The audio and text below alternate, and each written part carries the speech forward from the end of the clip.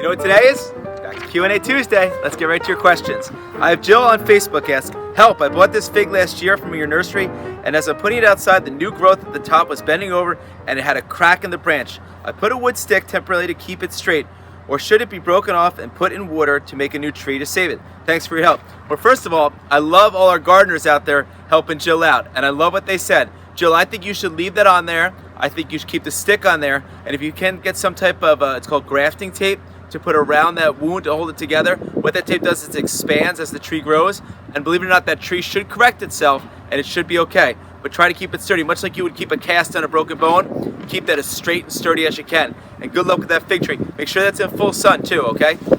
Next, Pat asks, how and when would I cut back my lilac tree? This is the first time that it looks this beautiful. I receive so many compliments. Pat, that's a great question, because a lot of people are thinking about when to cut back their lilacs.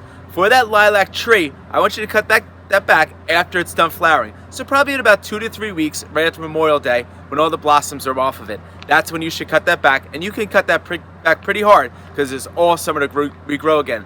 For those of you that have lilac bushes, the trick to them is to make sure you cut out 1/3 of the old growth. That old growth is the 2 to 3 year old growth. That's the big old wood.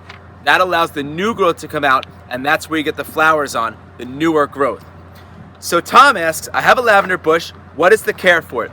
Tom, lavender bushes are great for this area because they're drought tolerant plants, they can handle the sea salt, and they like our summers. But the trick to them is to run them a little on the drier side. So if you guys have an irrigation system out there, try to keep the irrigation system off your lavender bush, because what happens is they get a rot at the crown of the plant. So it's really important not to run them too wet. If you do have to water them in the morning. You can also want to cut back your lavender bush after it's done flowering, so then you'll get a rejuvenation of more flowers throughout the season. Finally, Sam asks, what's the best type of soil for my beds? So Sam, the best type of soil for your beds is the bumper crop soil builder.